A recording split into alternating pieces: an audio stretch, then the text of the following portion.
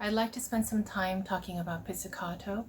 I usually tell my students there are 3 main ways to do pizzicato. The first way is with no bow. So often in an orchestra setting, you might have a chance to put your bow down, like on the stand or on your lap like this. So you might set it down, and then you might have a long passage, of pizzicato, and then you have a little bit of a rest, and then you can pick your bow up again. So that will be the first way. So the no bow method is where you actually anchor your thumb. So you want to take the corner of the fingerboard right here and just put your thumb. You want to have your fingers up top, so you want to make like your fingers are an umbrella, and then that would get your thumb in the right position. I don't advocate having your arm down like this, because then your fingers have a hard time reaching.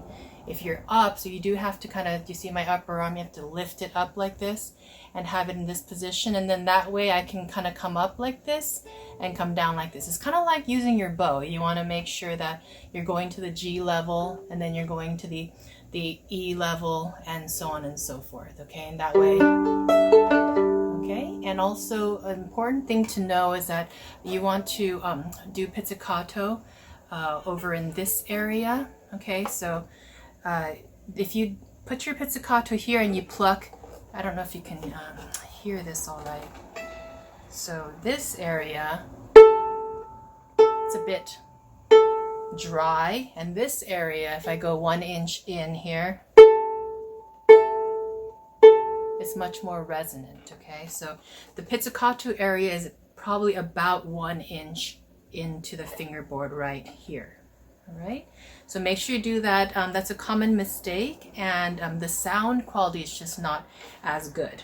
So you can take your thumb like this, see how it's coming, the thumb is pointing downward like this, and then that way you can watch how my arm levels are changing, right?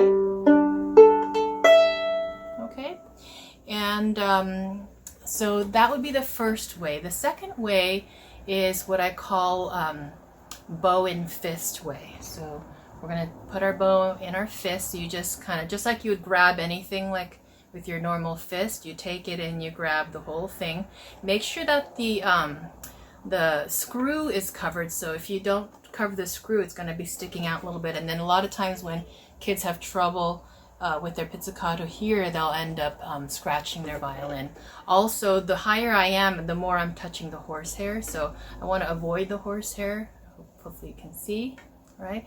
So so I cover the screw right there, and then what I do is I take my pincher fingers out, like you're about to pinch something. So you have your fist, pinch your fingers, and then from here it's basically the same thing. So you just anchor your thumbs. You see another reason why we have to have our thumb coming in this way, and you need to have a good grip of your bow, because if you're relaxed in your hand, then look at my bow, it's about to drop, and see now it's sitting on the strings, okay? So we definitely want to have a good grip here, only the pincher fingers out. My pinky is actually grabbing on pretty tight here like this, nice and secure, and then you can practice.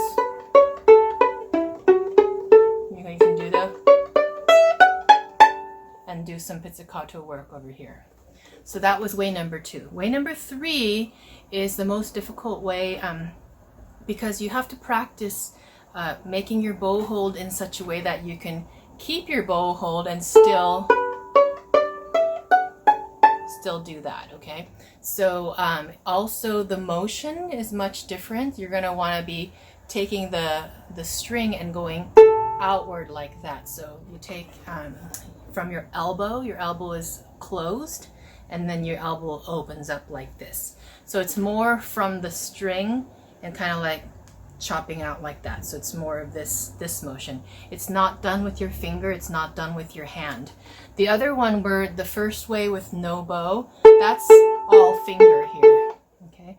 But if I use my bow hold like this, right, and then I do this, I can't really do too much finger. You can do a little bit, but you see how my hand is still kind of coming up.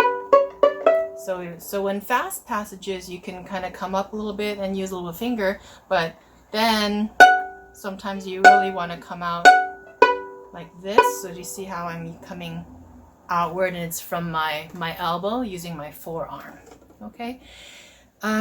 So to practice that, what I usually do is I take my bow hold, and then hopefully you can see, I let the bow fall into this crevice here like that.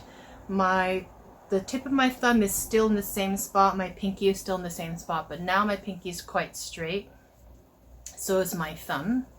Okay, so you can see that, hopefully, straight thumb, all right? And my pinky is pretty straight and it's really strong.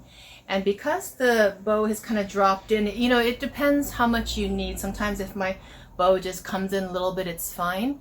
Or if it goes all the way, so from bow hold here to there, okay? And my thumb and my pinky are very active, and my middle fingers here, the center too, they're just there for support. They are working as well, but mostly my thumb and my pinky are. The main thing is that you point your index finger out very straight. And then the last test is to go upside down. So if you can go upside down and then this did not fall, do you see falling, falling, falling, falling? Then see how now my index finger doesn't have very much room to work. Okay, so we want it back here, so my index finger is long. Okay, so why do we need to have this one? Well, like the end of the Gavotte from Mignon, we have right here, and we don't have any time to get to this one. So right after this note, we have to pizzicato. All right, so do you see how this is ready? And then this one, when you want that arpeggiated sound, like it sounds like a harp, like brrrm, then you go from far. See how now my finger is even further out back here, and then I go diagonal, and then far again. That's how you get that nice sound. So I'm actually I'm doing this. I'm pulling, and I'm pulling. It's almost like archery maybe. Okay, so we're gonna pull, pull. All right, so that's how I do that last section. Quick like that. And so this one I'm kind of using my upper arm a little bit, you can see that, and my finger, right? And then I go far away, diagonal, far away. And when I go far away, I actually touch the string. I'm kind of pulling on it like that. And I'm here pulling on it, you can see. And that's how you get that lovely sound where it's a little bit more spread out. It's different from this. If I go straight across, I can go slowly, but it's harder to control than this is so naturally spread out nicely. Okay, so if you want a sound where the chord is closer together, like that, maybe a little more percussive and dramatic, and a maybe faster tempo, then you might want that. So there are many ways to vary the pizzicato, but I just want to show you the three main methods. So just remember, no bow, you just set your bow down, and that's when you actually have a lot of time and perhaps a longer passage. And then when you don't have too much time, maybe like 1 beat rest or 2 beats rest, you can play like this, and then you get your bow in your fist, and then you do a little bit pizzicato, and then you have 1 beat rest, and then you can go like that. So that's the second way, bow and fist. Third way is bow hold, and you extend your index finger, and this is when you actually have no rest whatsoever. So you have to go from playing to pizz, and then sometimes you have to go back to playing again, and then pizz again, pizz. So you see how I can alternate that? Okay, so that's way number 3. So anyway, try those out, practice those. The third one definitely needs more practice than the rest. So all right, enjoy.